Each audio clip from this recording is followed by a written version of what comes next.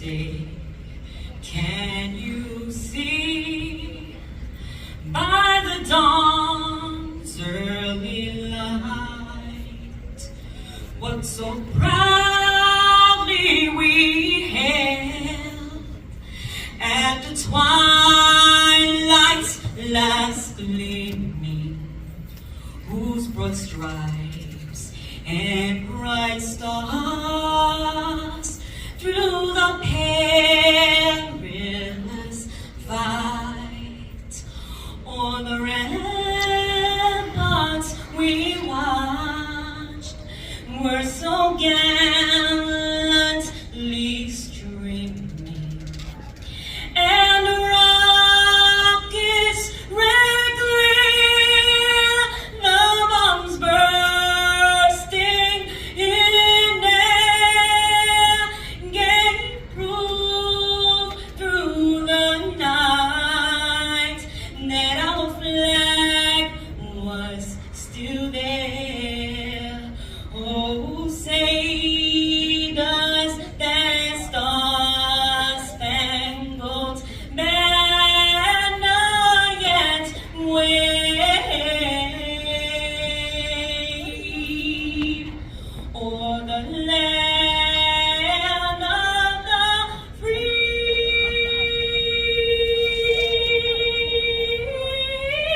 and the home of the brave?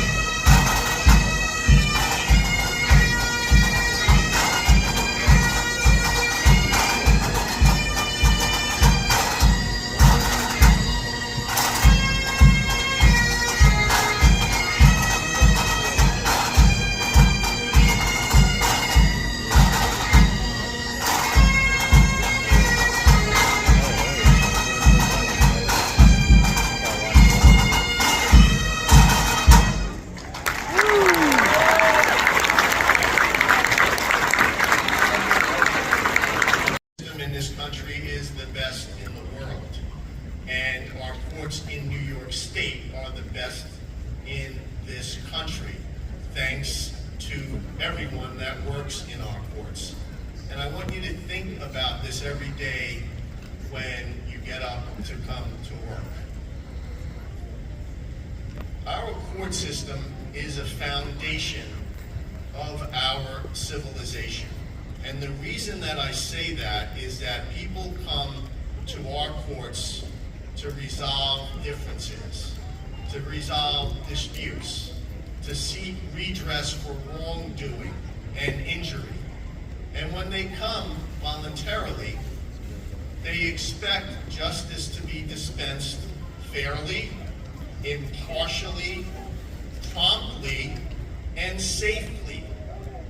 And if that does not happen, ultimately, people will start to lose confidence in our court system, and they will stop coming to our court system, and they will seek redress in the streets.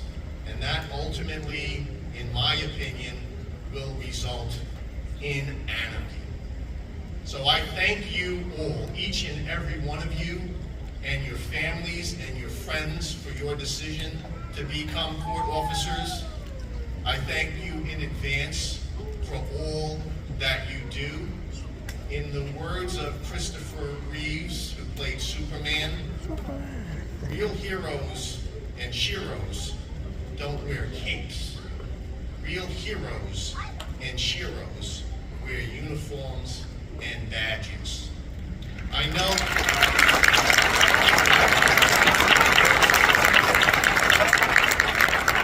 that each of you will strive to be the very best that you can be every day. And I want you at this time to give yourselves a round of applause. Congratulations.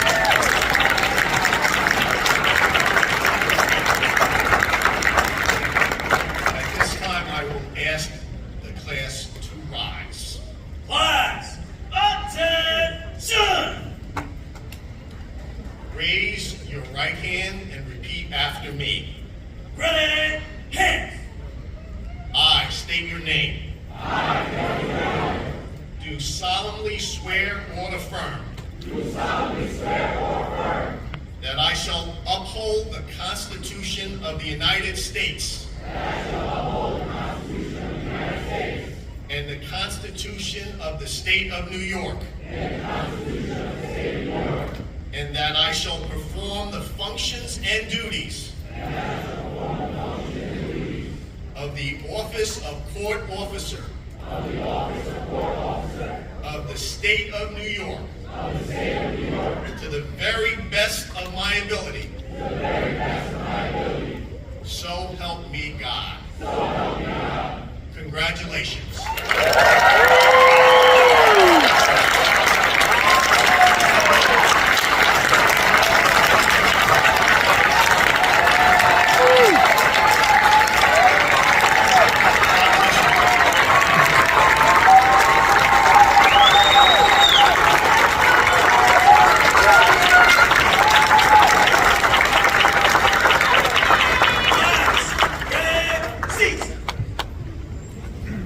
As always, you're so inspirational. Thank you. Present this request from the managers of this beautiful facility.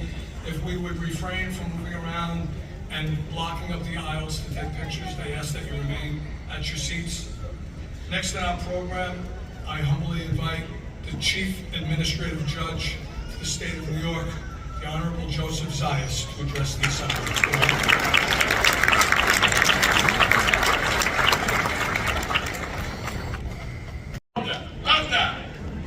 On behalf of our great Chief Judge, Rowan Wilson, who could not be here today because there's a state fair and he's holding court up there in Syracuse, and we have a nice booth set up where we are going to be trying to recruit even more court officers.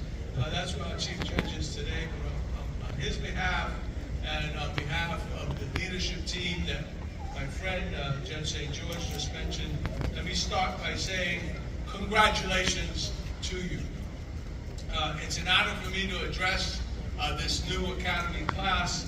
And every time I come here, I think, for me, it's so moving. Like, I don't have academy in class. So, but I look at the faces of the family members. You know, I'm sitting there with the ceremonial unit. I know how hard you worked, and it really is. So I didn't think I would tear up, but every time I come here, like your family members probably, I am so moved and begin to tear up, and I'm so excited for you. Let me start by thanking Chief Basilari and Chief Magliano for their leadership and their vision in leading these court offices. So thank you both so much for all of your work and the way that you lead and the way that you have this great vision. I also thank the instructors, who I know played an integral role in teaching you the things that you need to know, including my friend Captain Sinclair, who, although he's a big shot now, I knew him when he was just a court officer in Queens County, so I knew him when. You know, I learned something today. Last year, the Unified Court System had the biggest class of recruits ever in the history of the court system. And today I learned that we now have broken that record by one academy person.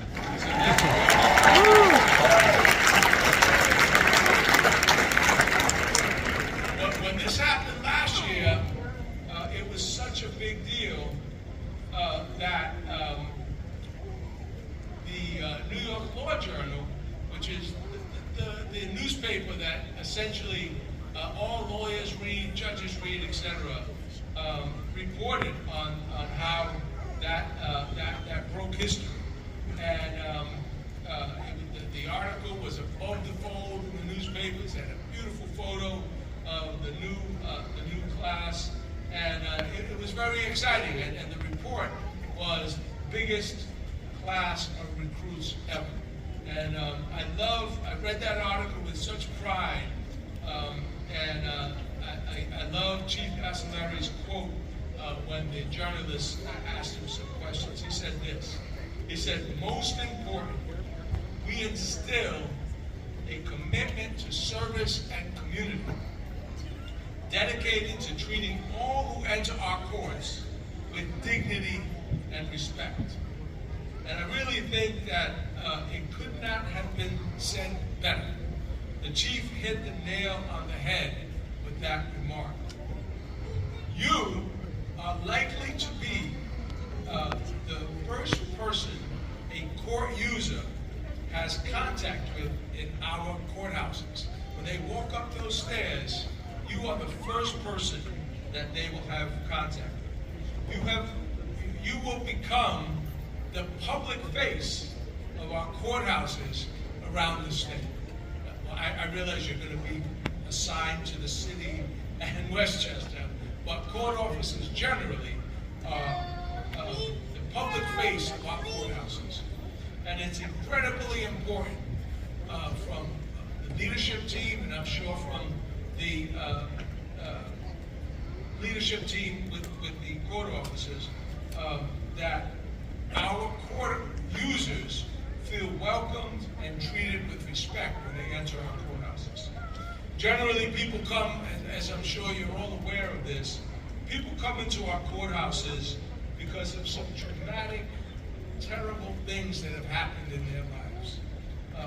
Sometimes because of a custody movement, or a custody battle, a divorce battle. Someone was arrested and that person's coming into court and is, scared. Their family is coming to support them. They're scared. The victim might be coming to the court as a witness, and he or she is scared. Domestic violence victims, tenants facing eviction, small landlords who may be facing foreclosure because rent isn't being paid. I recognize, and that's just a short list of the folks that are coming up into our courthouses every day. And I recognize that as court officers, you are not social workers. But I will tell you that you don't need to be a social worker to show simple kindness and friendliness, and respect, because all of those things can go a long way in establishing the public's trust in our justice system, and also to calm folks down and let them feel a little less anxiety when they come into our courthouses. So I recall that the chief and I decided when the last biggest class, I would call them the second biggest class at this point, were in the academy. And the chief and I thought, let's go visit them. They were just in the meeting. I think they were just starting their academy activities. And the chief judge and I decided, you know what, let's go visit them. And we went there, we spoke to that class, and we just showed up in the middle of their training. And we just wanted to thank them, really, for their interest in being a court officer, and let them know that we appreciate what they're doing. I simply want to say at this point, that day we thanked them, and today I also want to thank you as well. I have to tell you that I've always built great friendships with the court officers in the courthouses that I've worked in, and I've worked in Queens, the lower court, appellate division, Supreme Court, as administrative judge, and always felt that I built great relationships. And I remember when I was a law clerk in Manhattan, and there was a law clerk there was a court officer who was calling the calendar in those days. Her name was Letitia Ramirez. And I remember talking to her and finding out, wait, she was in law school, so she was a court officer and going to night school to become a lawyer. And before I knew it, that court officer became a judge, and is still a judge in Manhattan. And I thought, wow, what great inspiration that must be for all of the other court officers. I mean, you might not have those same dreams, but that was so gratifying for me to find out and to learn about. I have to tell you that in addition to building the great relationships, and probably part and parcel of that I much rather hang out with court officers than judges. That's true. Oh wait, there are a lot of my friends, judges here, so let me rephrase that. I much prefer to hang out with court officers than my good friends, the judges who are sitting here. But I'm really proud of the fact that in social situations where I find myself maybe at a family event and I meet someone, and you know how people are, they say, oh, so what do you do? So I don't need to tell folks what I do necessarily. So I typically say, why? I work in a courthouse. I work in a courthouse in Queens. And they generally say, oh, inquisitive. I was going to say nosy, but inquisitive people can be. And what they always say is, oh, what are you, a court officer? You're a court officer? And I'm like, yeah, that's what I am, court officer. And it's a true statement, because you'll notice that in court, when a lawyer, and I'm still a lawyer as well as a judge, when an officer says, attorneys are also called officers of the court. They're not called court officers, but officers of the court. So I always feel like I'm being honest when I say that. I didn't have to graduate from the academy, but still consider myself an officer of the court. Now, you might have heard that the chief judge and I, took the PAT test. It's the physical aptitude or physical ability test. We did that on June 22nd, when you guys were in the academy. Now, we didn't want to let you see us, so we did it on the weekend, undercover. And we took the test, and we did it really to show our, people say, why did you do it? Well, we did it to show our solidarity with the court officers who are going through the academy. We wanted to do it and see what it was like and show some solidarity. And I am very happy to report to you today that our great Chief Judge, Rowan Wilson, passed the test with flying colors.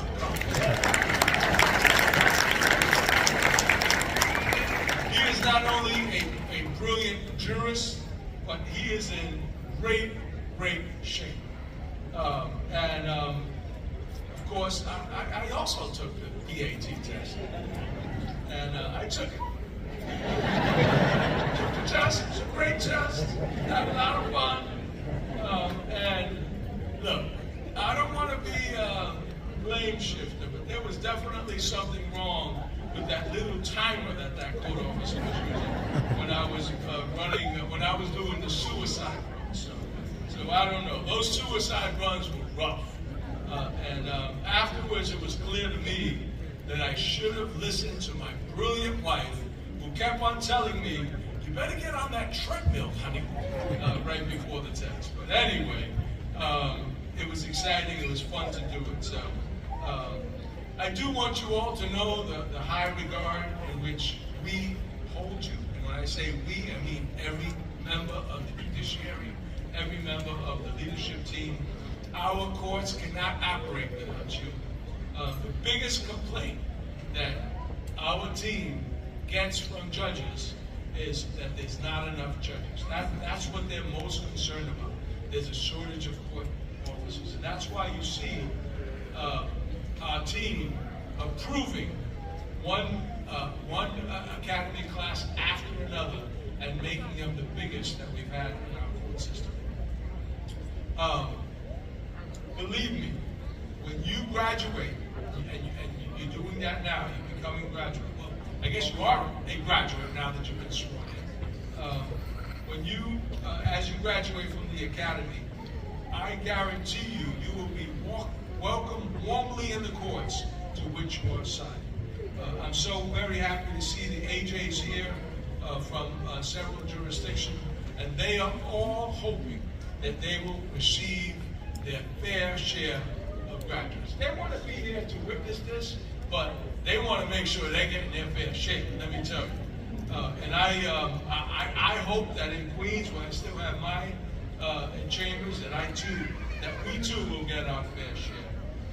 And I'm looking forward to some of you being assigned to Queens, where, as I said, I still have chambers. So let me tell you, I'm speaking on behalf of all of the administrative judges, the supervising judges, and all judges in our state. When I say we are grateful for the safety and the security that you will be providing. We're grateful that we are the beneficiaries of that safety, and we want to thank you for choosing a profession in which you will keep others safe at great personal sacrifice on your part. I also want to thank the families for their own, your families, for their own sacrifice while their loved ones were working hard in the academy, coming home late and tired, etc. And then finally, I just want to tell you what I say often when I speak to court officers and others who are thinking about working in the courts. Working in the courts is the best job ever.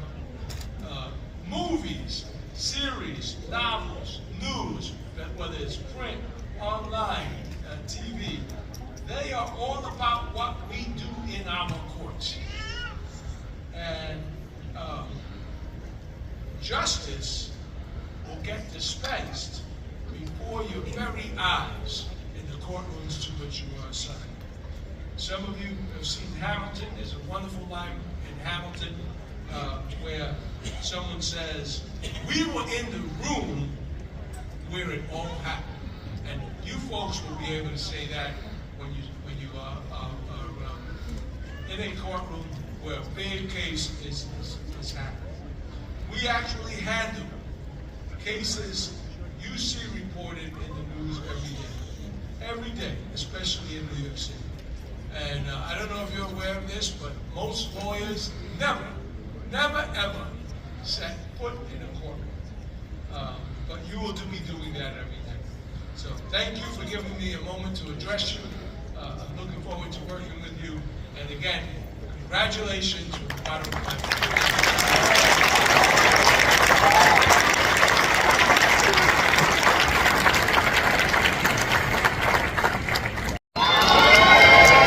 Court Officer Joseph Kitson. Court Officer Anna Hernandez.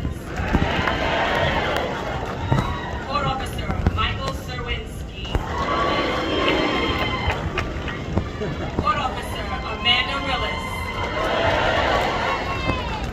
Court Officer Corey Ravenel.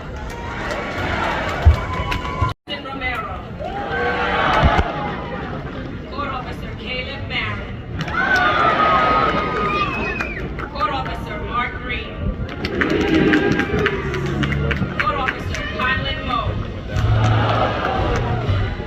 Court Officer Edgar Meneses. Court Officer Louis Vargas. Court Officer Logan, get me to the water Messer. Court Officer Nelson Rivera. Court Officer Teron Schultebrand. Court Officer Kayla Hansen. Court Officer Malcolm Grant. Court Officer Raymond Sanchez. Court Officer George Alvarado. Court Officer Joseph Bianchi. Court Officer Joel Pichardo. Court Officer Dejan Atkins. Court Officer Michael Blasity. Court Officer Adrian Coley Jr. Court Officer Vincent Federa. Court Officer Joseph Stanich. Court Officer Eric Samuelson. Court Officer Thomas Portuguese. Court Officer Christian DeVetches. Court Officer Joseph Cancro. Court Officer Gary Lisa. Court Officer Christian Valdivia. Court Officer Joseph Migliorino. Court Officer Christopher Ammon. Court Officer Michael Cayozo. Court Officer Michael Kineski. This next court officer did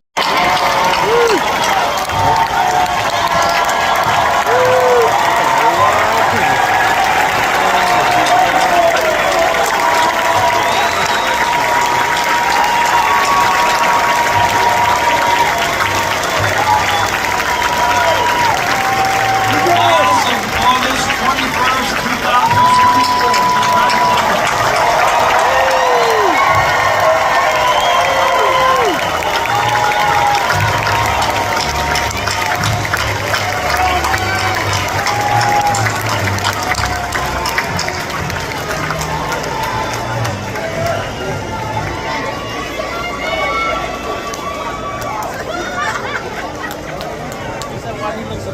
As we move forward with the program, I'd like to take a moment to thank our squad leaders and ask that they stand as I call out their name. Shatia Tolliver.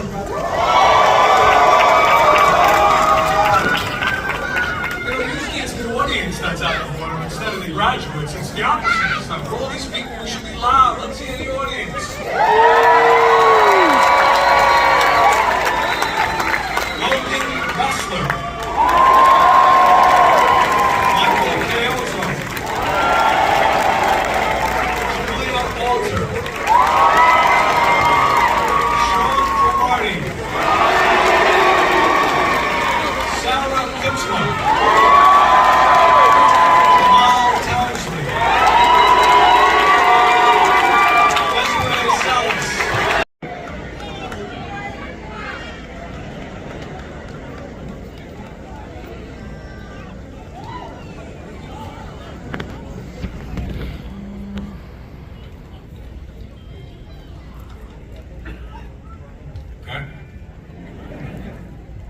morning, everybody. Good morning, Chief Magliano, Chief Basileri, court dignitaries, academy staff, esteemed guests, and family and friends. My name is Sean Cromartie, and I'm honored to have been chosen as the class representative for the graduating class of summer 2024.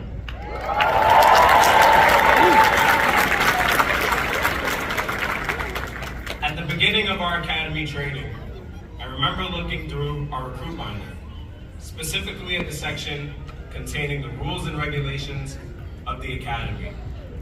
Number 20 states, squad leaders will be appointed in the academy and will act as liaisons between the class and academy instructors.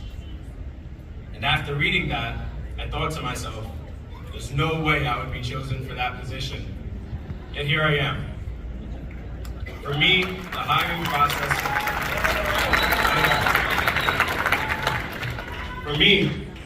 process began back in 2021. Overall, it took 3 years before I was invited into the academy. Throughout the 4 phases of the hiring process, I would sometimes go months without hearing anything from my investigator or the hiring department, and I questioned whether or not I was still being considered for the position. During those moments, fears and doubts would manifest from my heart, but I always had someone to turn to. One day, it would be my father, my mother, or my girlfriend.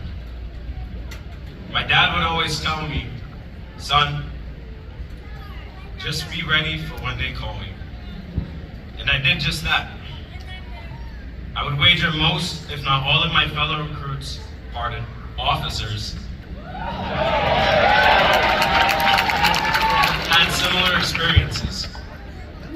For we did not walk this path alone, but with our loved ones by our side, assisting and encouraging us along the way. Loved ones who are here with us today, loved ones who aren't able to make it, and loved ones who are no longer with us. With that being said, allow me to give you all an idea of what our academy experience was like. I will never forget today, graduation day, and Monday, April 29th, 2024, our first day at the academy.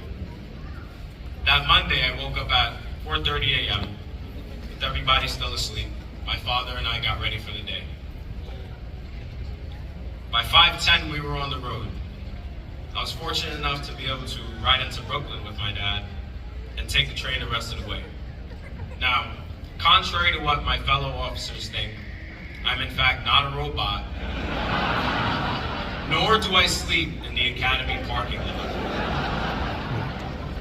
But, in the car, I pondered what my first day would be like. And I asked my father if he thinks we'll be getting yelled at.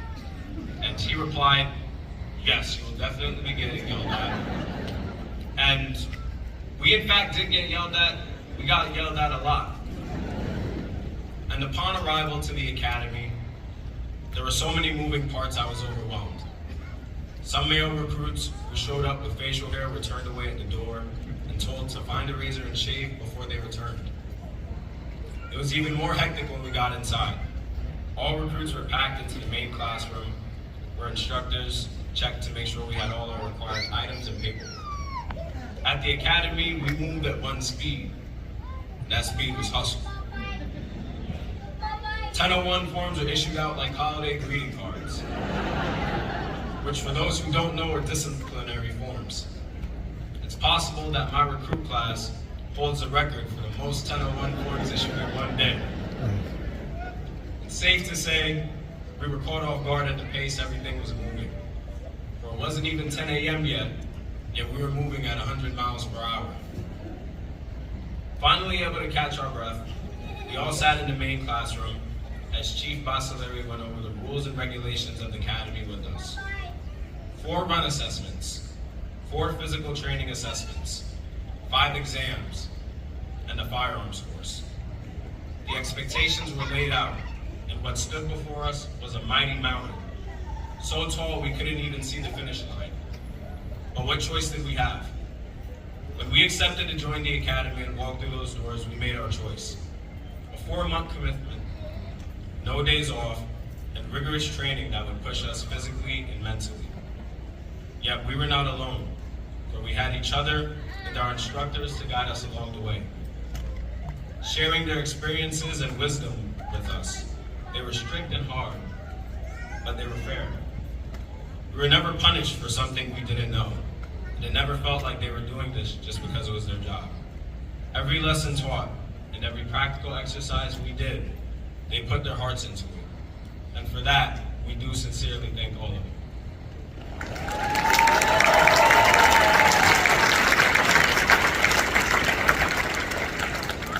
The climb began. Physical training and run remedial lists were put up. Grueling workouts, 1.5-mile group runs in the summer heat, and lectures that lasted for hours. And with a group as large as ours, personalities were bound to clash.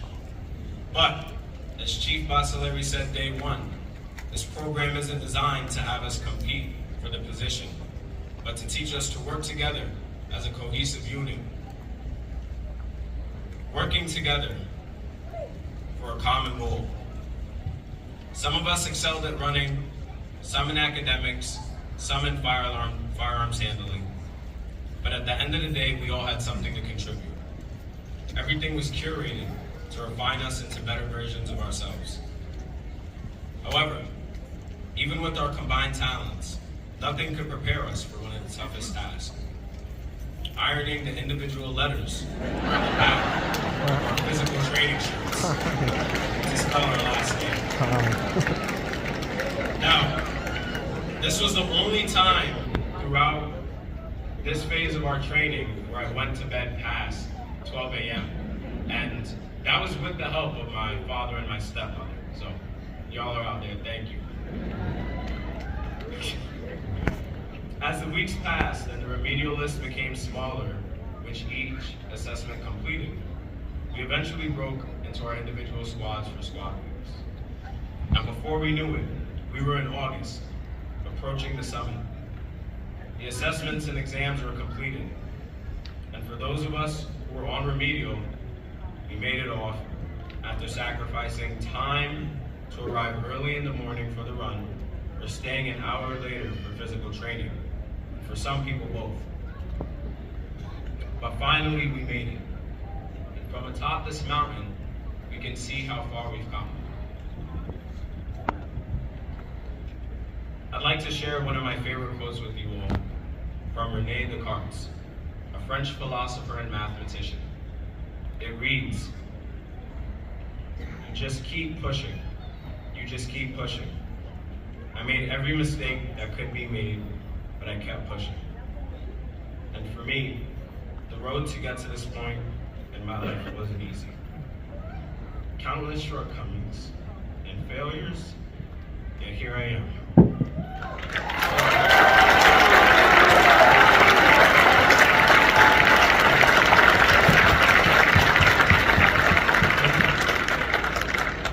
Don't let the fear of failure hold you back in life. You might not get it on the first try, but remain diligent and learn from those mistakes to not only grow as a person, but to find success in your endeavors. Thank you.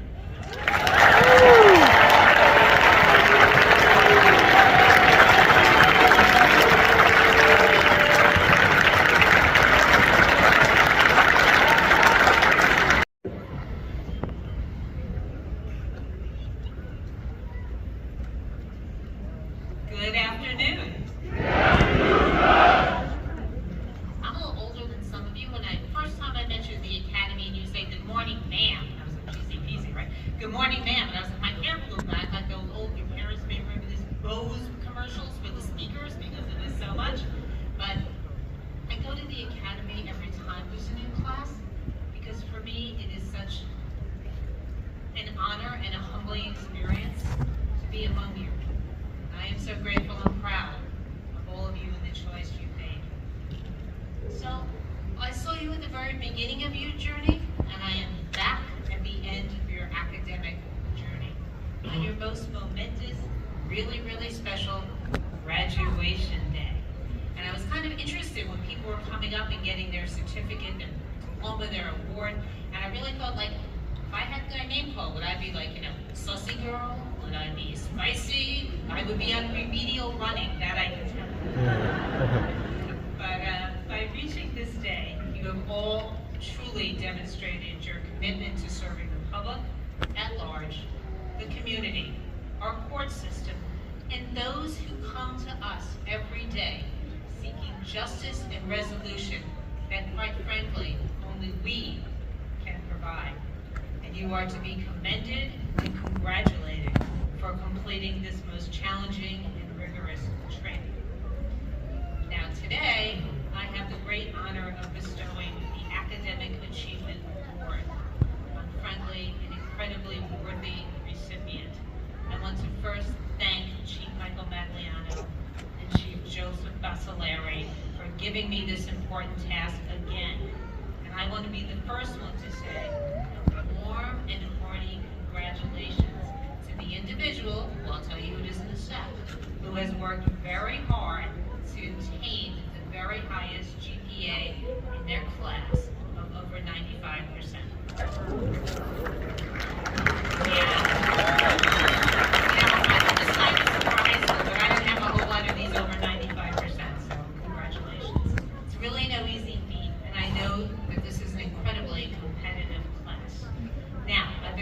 System a long time, but I was not around when this particular philosopher spoke.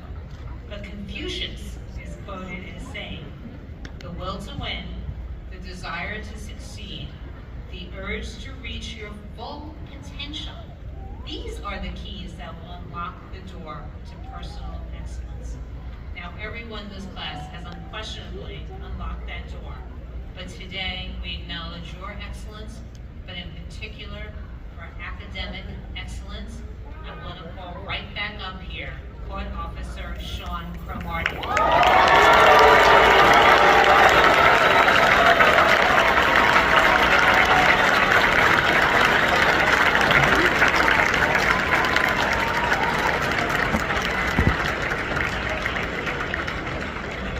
See, I waited till he got all the way back down to his seat and go back into that row before calling you back up. Words were inspiring.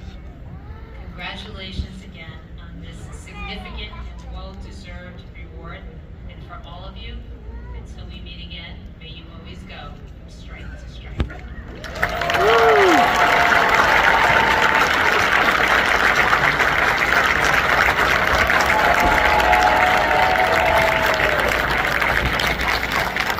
Thank you, Your Honor. Chief of the Department of Public Safety, Howard Metzloff. Chief.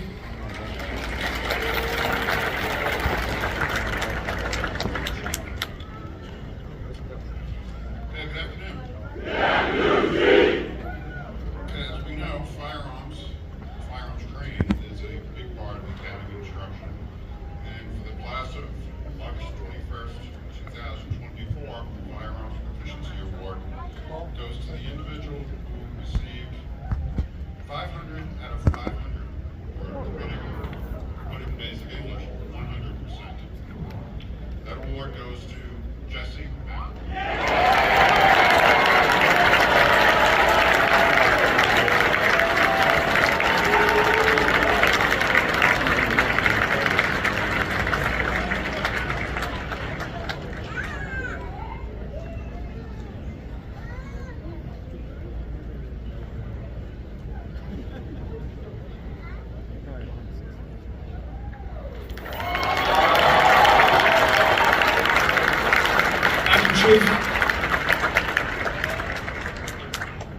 This next very special award will be presented as Judge St. George refers to him as the chief of all chiefs. I refer to him as Mike, my dearest of friends.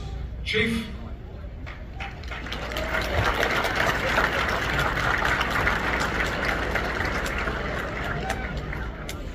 Good afternoon again. Before I present this next award, I'll just leave you two simple things as you set forth on the next step of your journey. Compassion is not a weakness. It's your greatest strength. And of all the meanings of integrity, the true meaning is always doing the right thing, even when no one is watching. Loyalty, honesty, integrity, courage, compassion, strength, fortitude, and dignity. These are the qualities that make an exceptional court officer. These qualities that inspirational men and women exemplify in their careers and their daily lives. And it is these such qualities that existed in abundance in a man whom this award is named. Captain William Harry Thompson was a true American hero who fulfilled his oath to protect and serve the people of the state of New York until the very end. He was not only a strong leader, of impeachable role model, but also one of the most compassionate human beings we have ever had the privilege of knowing. He is fondly remembered for his enduring positivity and for always having a kind word and a wonderful laugh, which somehow always seemed to come exactly at the right moment. If a member of the staff was feeling down, Harry would always take the time to lift them up and remind them to enjoy the journey. No matter what the situation, no matter the time or difficulty, Harry could be counted on to inspire and elevate, the brilliant beam of sunlight piercing through the dark heart of the storm. The recruit selected for the William Harry Thompson Leadership Award exhibits these same qualities.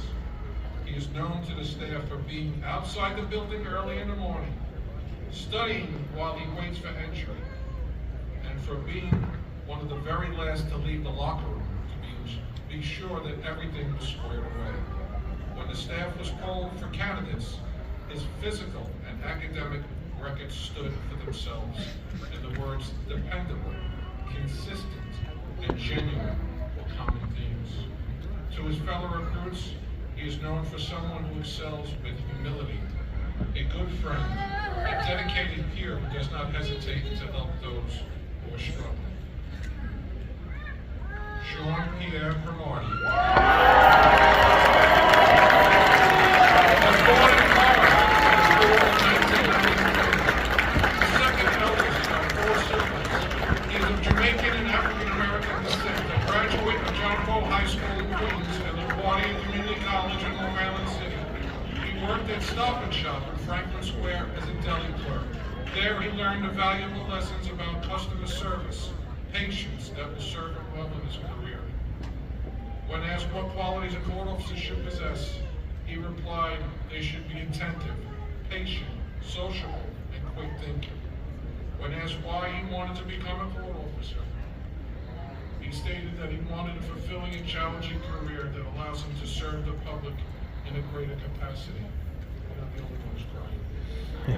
And in the spirit of that aspiration, it is my pleasure and honor to present the William Harry Thompson Leadership Award to Court Officer Trainee.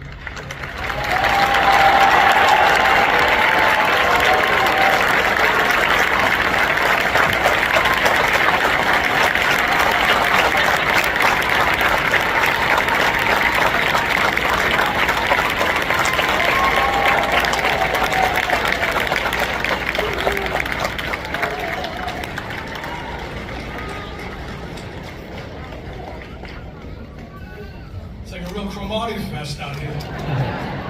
It was truly because I shared an office with Captain William Harry Thompson, and I think of him often, and I miss him every day. Congratulations.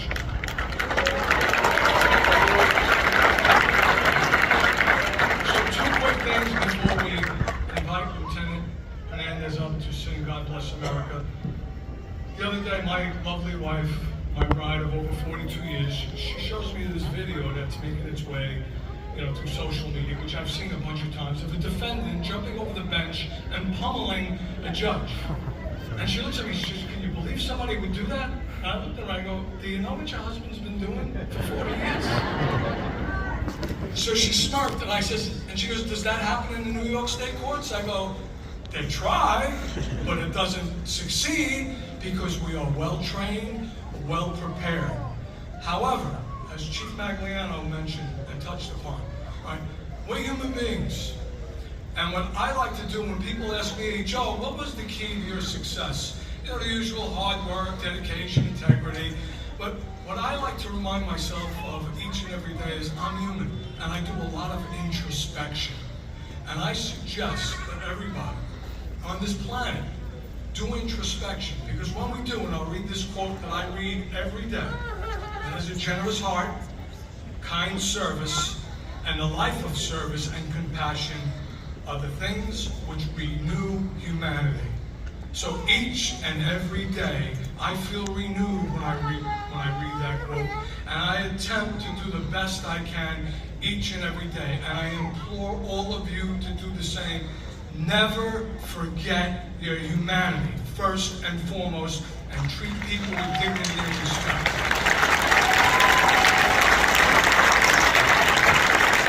So we close out today's ceremony by asking everybody to stand as we invite Lieutenant Jessica Hernandez to sing God Bless America. When she's done, it will be the end of our ceremony. We'd ask that the audience just exit the assembly area, and your graduates will meet you shortly so you can enjoy and celebrate the rest of the day. I thank you all for coming today. I thank the hierarchy, our leaders, for taking time out of their schedules to be here. God bless you all, and God bless America. Thank you.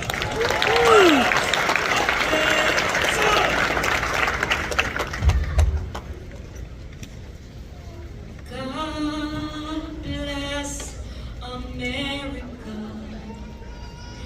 land that I love. Stand beside her and guide her through the night with light from above.